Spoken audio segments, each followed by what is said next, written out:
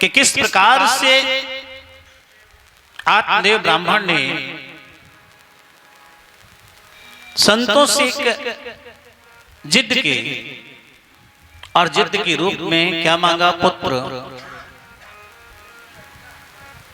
आपने भक्ति ज्ञान वैराग्य की कथा को सुना कि किस प्रकार से भक्ति के जो पुत्र हैं ज्ञान और वैराग्य, और जब वो वृंदावन पहुंचती हैं भक्ति देवी तो वहां पर वो युवा हो जाते हैं और उनके जो दो पुत्र हैं, जबकि हमारे संसार में होता क्या है,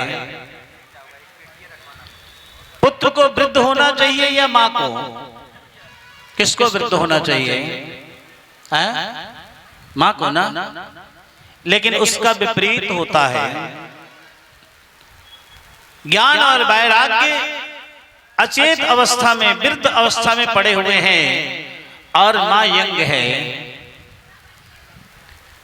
हमारे शास्त्रों में पुराणों के अंदर जो कथाएं हैं प्रभु की, वो कथाएं केवल भौतिक जीवन के लिए नहीं है, केवल कहानी नहीं है।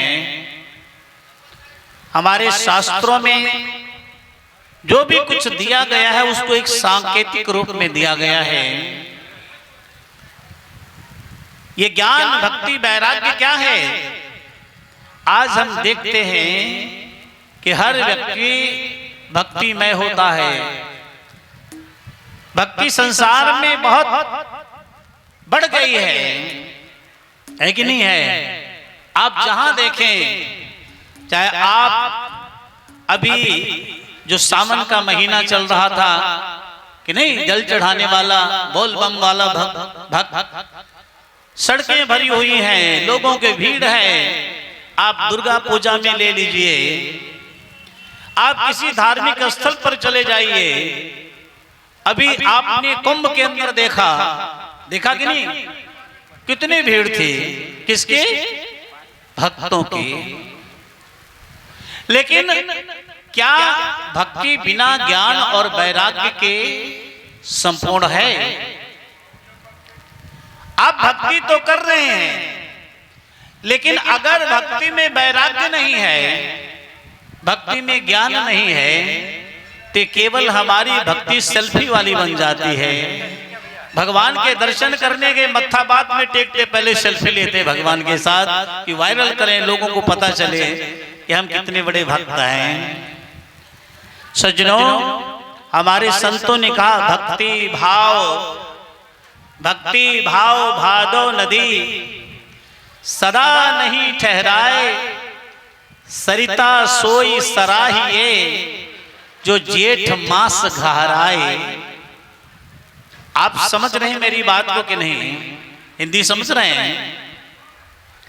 कहते हैं भक्ति भाव भादो नदी सदा नहीं ठहराए। ये कौन सा महीना चल रहा है? भादो ना। अब गली मोहल्ले में नदी नाले में छोटे छोटे गड्ढे भरे दिख रहे हैं, है ना? सब उभरा गए हैं। गंगा मैया एकदम किनारे को तोड़कर बाहर बह रही हैं। लेकिन ये बताइए, क्या जेठ के महीने में भी ये गड्ढे गुड्ढे भरे रहते हैं? रहते हैं? नहीं रहते। सबके सब सूख जाते हैं। ये जेठ क्या है? जेठ वो परिस्थिति है जब जीवन में संकट आता है। हमारे शास्त्रों के अंदर 4 प्रकार के भक्त बताए गए हैं। कितने भक्त बताए गए हैं? थोड़ा बोलिए। 4। जानते कौन कौन से हैं? पहला भक्त आर्त, फिर अर्थार्थी, फिर जिज्ञासु, फिर ज्ञानी। आर्त मतलब क्या होता है जानते हैं? जब कहीं जीवन में दुख हुआ तो भगवान के पास पहुंचे, 1 रुपया चढ़ाया, मत्था टेका, प्रभु दुकान नहीं चलत है, चल जाए तो 500 का लड्डू चढ़ाएंगे। जब कभी जीवन में दुख पड़ा तब उसकी भक्ति भगवान के सामने जागती है। अर्थार्थी केवल धन के लिए भक्ति करता है। अगर सब कुछ मालो माल चल रहा है, काम ठीक ठाक चल रहा है तो भक्ति हो रही है। अगर कहीं घाटा लग गया तो दुर्गा जी कबाड़ में फेंक देते हैं। भक्ति कैसी भक्ति है? एक भक्ति है जिज्ञासु। मैं नहीं कह रहा, शास्त्रों में लिखा है, भगवान श्री कृष्ण कहते हैं, रामचरितमानस के अंदर लिखा हुआ है 4 प्रकार के। प्रथम जो आर्त, जब जीवन में संकट पड़ा तब भगवान को याद करता है। दूसरा वो भक्त केवल धन के लिए भक्ति करता है। तीसरा भक्त वो है जो जिज्ञासु है, जो तीर्थ स्थानों में भटकता है, केवल कॉपी पेन लेता है और इतिहास देखता है। यहाँ पर भगवान आए थे तो यहाँ क्या क्या किया था, एक भगवान यहाँ गए थे, वहाँ वो केवल झोली टांग लेता है, केवल तीर्थाटन करता है। भगवान के जहाँ कहाँ गए, क्या क्या सारी जानकारी इकट्ठी करता है। ये हो गया जिज्ञासु। लेकिन प्रभु कहते एक भक्त वो होता है जो ज्ञानी होता है। वो क्या करता है? वो किसी सच्चे संत के सानिध्य में जाता है और अपने अंदर में भगवान को देखता है और अपने अंदर में बैठकर ध्यान करता है। वो अपने अंदर के भगवान को जानता है। भगवान कहते हैं कि सबसे प्रिय वो मुझे है। आप में से बताइए कितने लोग ऐसे जो भगवान को मानते हैं? हाथ खड़ा करो जरा भाई लोग। आप सभी भगवान को मानते हैं ना? भगवान को मानते हैं, लेकिन आप में से कोई ऐसा भी जो भगवान की मानता है? भगवान को मानना और भगवान की मानना दोनों में अंतर है कि नहीं?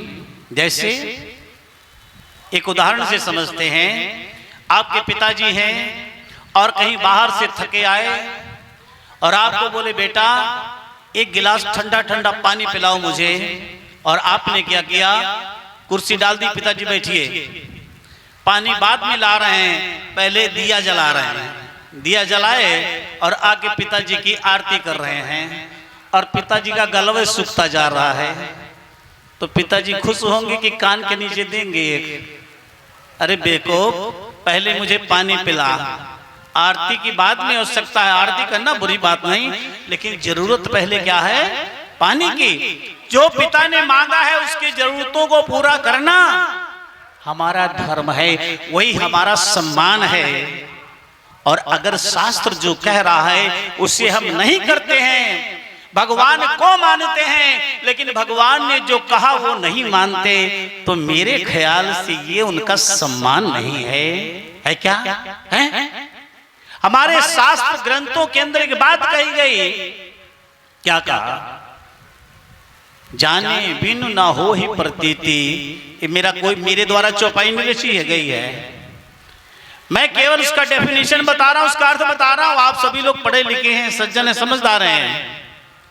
गोस्वामी जी के द्वारा श्री रामचरितमानस में चौपाई लिखी गई, जाने बिनु ना होए, क्या ना होए? प्रतीति। प्रतीत मतलब विश्वास। जाने बिन ना हो ही प्रतीति, बिन प्रतीत हुए नहीं प्रीति।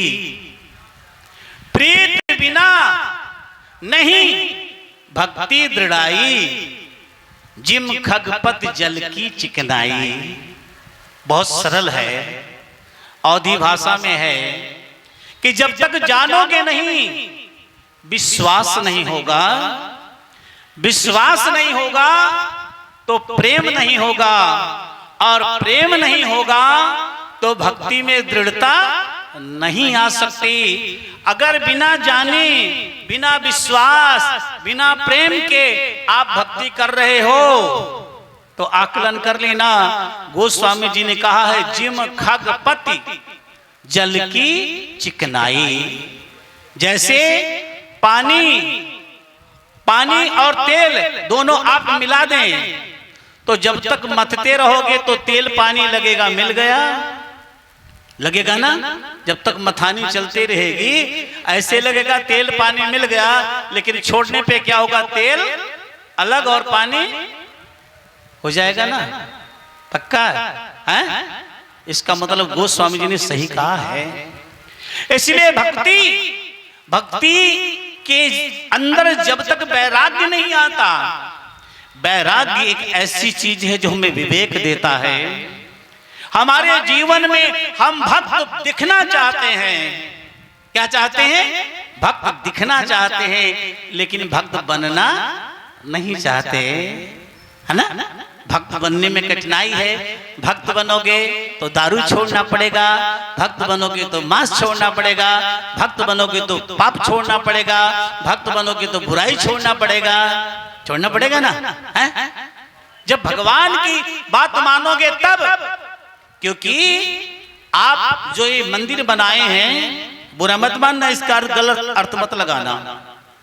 जो इस मंदिर की आप पूजा करने जाते हैं, जिस मंदिर में आप नहाते हैं, धोते हैं, साफ सुथरे वस्त्र पहनते हैं, पहनते कि नहीं, हाथ में एक थाली लेते हैं, उससे पूजा की सामग्री लेते हैं, तब उसमें प्रवेश करते हैं कि नहीं? क्या आप गंदे मैले कुचैले और पीकर जाते हैं? ऐसे जाते हैं?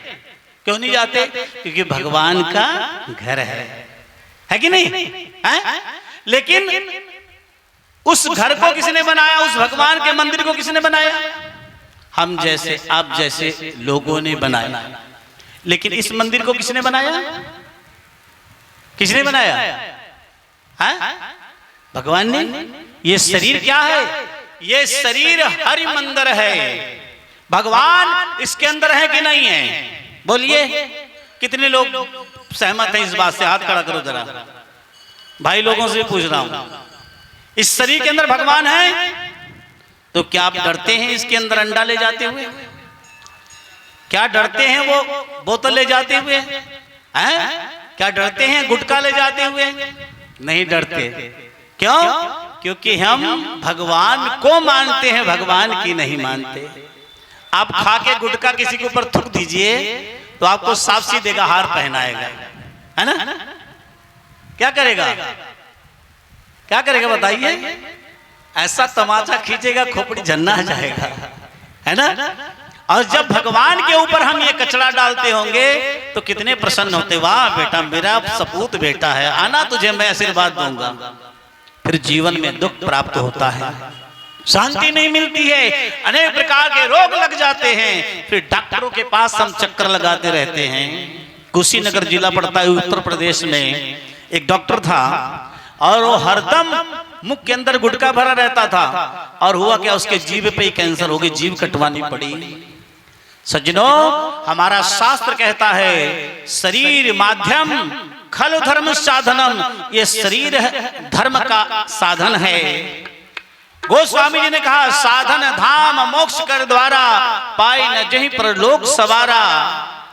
ये साधन है लोक और परलोक को संवारने का। लेकिन जब आपका साधन ही खराब हो जाएगा, आप कहीं मोटरसाइकिल से जा रहे हैं, गाड़ी से जा रहे हैं और गाड़ी खराब हो गया तो घर कैसे पहुंचेंगे? पहुंचेंगे? बोलिए, हैं? इसलिए शरीर एक माध्यम है परमात्मा तक पहुंचने का। बहुत जन्मों के बाद, कई जन्म भय कीट पतंगा, कई जन्म गजमीन कुरंगा, कई जन्म पक्षी सप होयो, कई जन्म हरवृग जोयो, चिरन काल यह देह से जरिया, गोविंद मिलन की ये तेरी बरिया, अवर काज तेरे किथे न काम, मिल साध संगत भज केवल नाम। भगवान ये मानव जीवन तुझे भक्ति करने के लिए दिया था, हैं?